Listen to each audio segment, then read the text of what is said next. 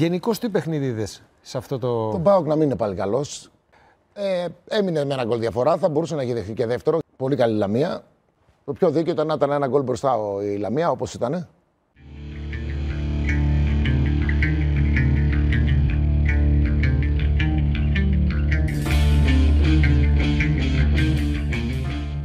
Ναι. Αλλά μου θυμίζει τον περσινό ΠΑΟΚ. Ετοιμάσαι ρε Κούστη.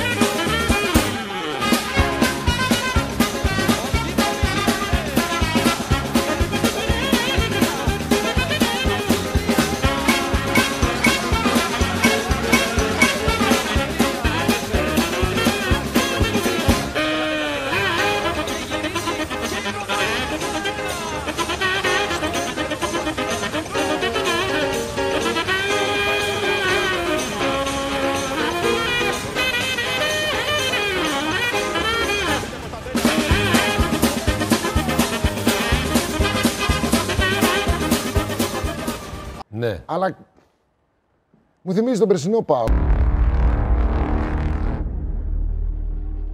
Που καμιά φορά, ξέρεις, δεν ξεκινούσε, δεν ξεκινάει καλά τα παιχνίδια, δέχεται γκολ και μετά μπορεί να σου βάλει 5 παράδειγμα.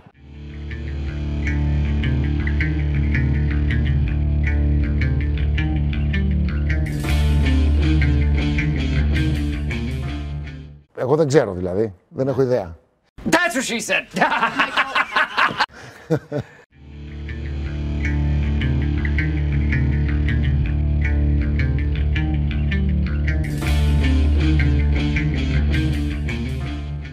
Στη διακοπή. Θα έχει ενδιαφέρον το επόμενο μάτσο. Ο ΠΑΟΚ δεν έρχεται καθόλου καλά μετά την Ευρώπη. Δεν ξέρω. Αλλά ο Ολυμπιακός σίγουρα πάει, κάνει Μάλμεν, κερδίζει και κάνει γκέλα στο πρωτάθλημα. Γενικά ο ΠΑΟΚ. Άρα και οι δύο έχουν ένα θέμα μετά τα ευρωπαϊκά μάτσα. Ναι. Εντάξει.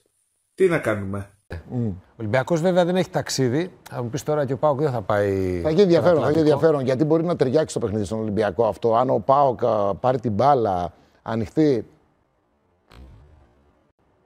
πάει στο μισό του Ολυμπιακού, ο Ολυμπιακός είναι μια ομάδα που τιμωρεί. Stop it.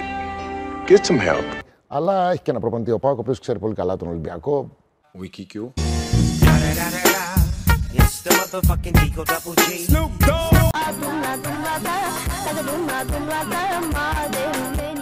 Λοιπόν, καλησπέρα από Τσαπού Ευβίας. Όταν θυμάται στο ΠΑΟΚ.